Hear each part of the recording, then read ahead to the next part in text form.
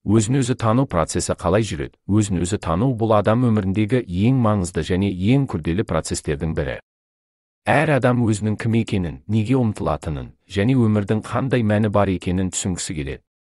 Өзін-өзі тану бұл адамның өзінің ішкі әлемін терең түсіну, өз ойлары мен сезімдерін, мінез-құлқын, құндылықтарын, мақсаттарын және өмірдегі орнын анықтау жолы. Бұл процесс әркім үшін әртүрлі болуы мүмкін, бірақ негізінен өзін-өзі тану адам болмысының ең терең сұрақтарына жауап табуға бағытталған ізденіс. Бұл процесс бір сәтте немесе бір аптада аяқталмайды. Ол адам өмірінің барлық кезеңдерінде жалғасатын жұмыс болып табылады. Өзін-өзі тану процесі адамның өзімен қарым-қатынасын, өзін қабылдауын және өз өмірін қалай сүру керектігін түсінуіне байланысты дамиды. Бұл процестің алғашқы қадамы өзіндік сұрақтар қою. Әр адам өзіне мен кіммін деген сұрақты қойғанда, ол өзіне деген тереңірек көзқарас қалыптастырады.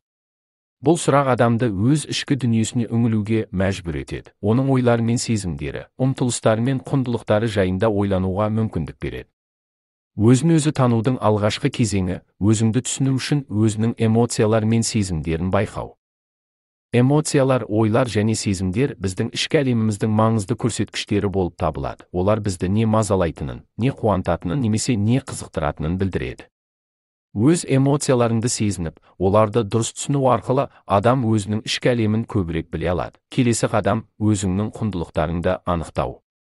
Өзін-өзі танудың маңызды кезеңдерінің бірі бұл өзіңнің неге құштар екеніңді, өмірде не нәрсеге маңызды мән беретініңді анықтау. Құндылықтар адамның ішкі ұстанымдары, олар адамның өміріндегі ең маңызды нәрселерді айқындайды.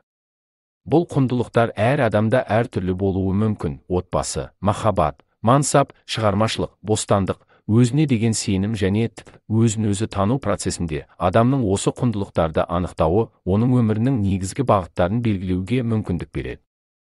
Құндылықтарды білу арқылы адам өмірде неге ұмтылатындығын, қандай мақсаттарды қоятындығын және өз болашағын қалай көретіндігін анықтай алады.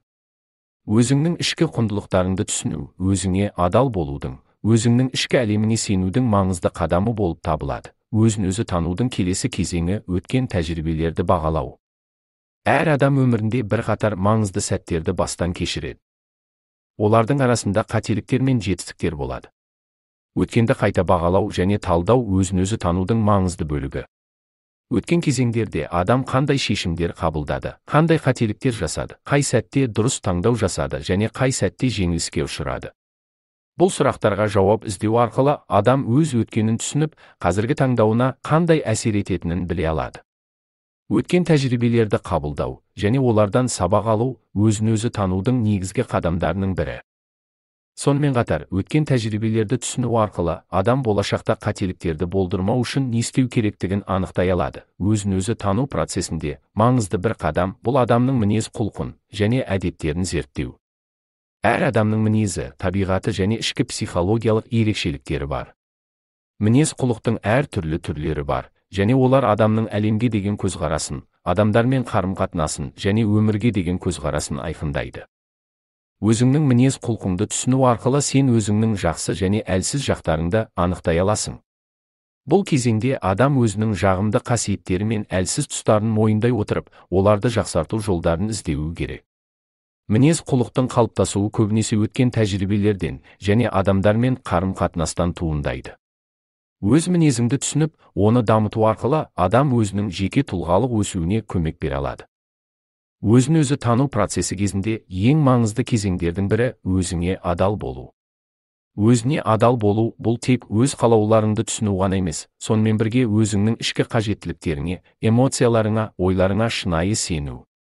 Адам кейде басқалардың пікіріне немесе әлеуметтік нормаларға сай болу үшін өз қалауларынан бас тартуы мүмкін. Бірақ шын мәнінде өзіңе адал болу бұл адамға өзінің шынайы болмысын түсінуге және өз іс-әрекеттеріне жауапкершілікпен қарауға мүмкіндік береді. Өзіне адал болу арқылы адам өзінің ішкі әлемін толықтай түсініп, соған сәйкес әрекет етуге бейім болады. Бұл адамға өзін жақсы сезінуге, сенімді болуға және өзіне деген сүйіспеншілікті арттыруға көмектеседі. Өзін-өзі тану процесі бұл өз ішкі әлемін зерттеу, өзіңе сұрақтар қою, өз құндылықтарың мен мақсаттарыңды анықтау және оларға сәйкес өмір сүру. Бұл процесс кез келген адам үшін өте маңызды. Өйткені ол өмірдің терең мәнін түсінуге, өз орныңды табуға және шынайы бақытқа қол жеткізуге мүмкіндік береді. Өзін-өзі тану бұл бір сәттік әрекет емес, ол ұзақ мерзімді процесс, бірақ оның нәтижесінде адам өз өмірін толыққанды және мәнді түрде сезіне алады.